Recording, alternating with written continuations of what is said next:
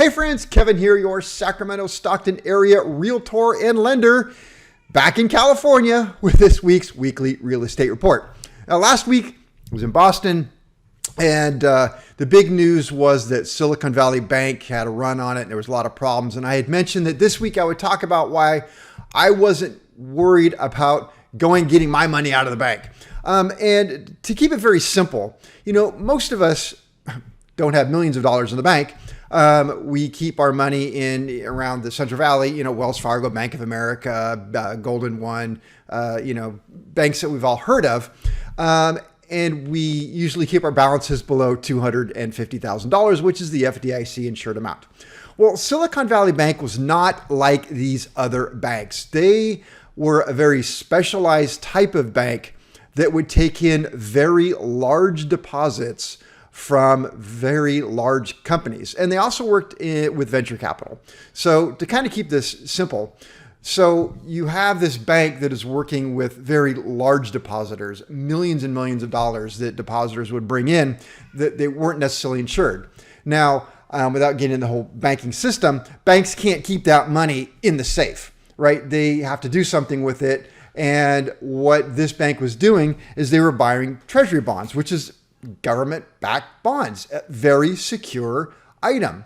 Well, what happened is they buy these bonds, but they bought them at a much lower interest rate than we're at now because rates have been going up. So what happens is these bonds tend to lose some of their value. Now, they don't go worthless, like we had back in the meltdown when mortgage-backed securities kind of became worthless because of all the bad debts. But what happens is, if I buy a bond for, let's say $100, and I'm going to get a 3% return on it, that's my bond, I have 3%, right? And then you buy a bond today, it's worth a lot more because rates are higher, but I have to sell my bond at 3%. So I come to you and I say, I need you to buy my bond, it's a 3% bond. And you say, why would I want to pay you that for a 3% rate? No, thanks, that's below inflation.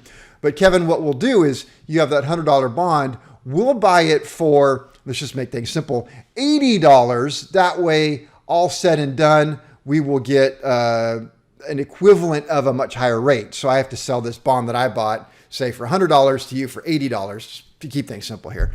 And so I lost some money on that. Well, if enough people came to the bank and said, we need our money, which is what happened, because when they're holding all of these funds and the economy is kind of shrinking, and these companies that had these large deposits, their cash reserves, need their cash reserves. Well, the bank has to come up with that cash to give them the cash reserves. And so that's what's happening. And so in order to meet this cash reserve, or not cash reserve, but to supply the money to the companies that needed it, they had to go out and sell these bonds at a loss. Word gets out that, hey, they're in financial trouble. Then enough people come in. Well, it doesn't take many if you have depositors with multi-millions of dollars, large deposits in there saying, word is out. Let's pull our money out and go to this other bank. Well, that becomes a run on the bank. And that's pretty much what happens. So I don't necessarily see that happening with our local banks here in the Valley where it's just normal depositors. Anyway, hopefully that made some sense to you, because I sure tried. Anyway, let's talk about the real estate market here and see what's going on with the chart. So here we go. We have been watching these lines just converge. I really want the inventory. I think everybody wants the inventory, unless you're a seller, to turn around and go back the other way. It's just not a normal market.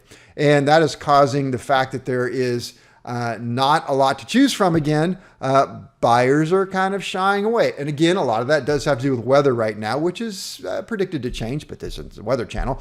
So I'm not going to get into that. Anyway, inventory is still dropping. Like I said, I expect it to drop until the end of this month, which we are almost there. So right next week, it's going to go back the other way. Come on, please go up the other way.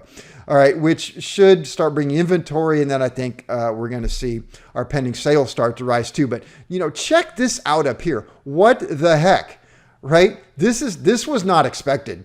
This median list price continues to just go up and up and up. And now you're seeing some space between these two dots. That tells me we got a big jump. Median list price went from 610 to almost 625 this week. So big jump there.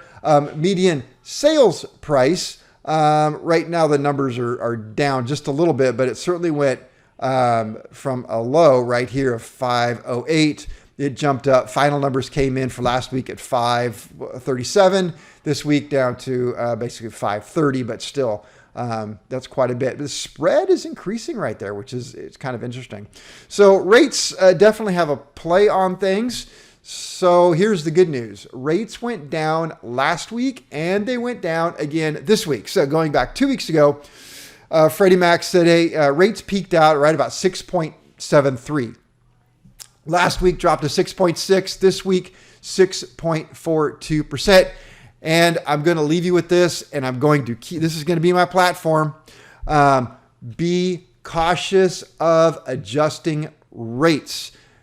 Don't refinance. Don't buy a house in an adjustable rate. I'm seeing a lot of commercials now. Who is it? Rocket Mortgage. They're a big commercial. Hey, we are going to give you a 1% lower rate for the first year so that you can go on vacation and shop and buy a boat and all the things that they show how wonderful that is. Keep in mind, there's no free lunch. That comes with some additional costs. I guarantee you that these banks are not just doing this out of the kindness of their heart. They're just going to take a 1% loss for an entire year. No, that's going to be a higher rate over the next 29 years, right? They always get their pound of flesh. So be careful of that. Talk more about that next week. So it's good to be home. 6 kids. And let me tell you something. The dog was very happy to see me. He wagged his tail the most. So that is it. Have a great weekend. I will see you here next week. Bye.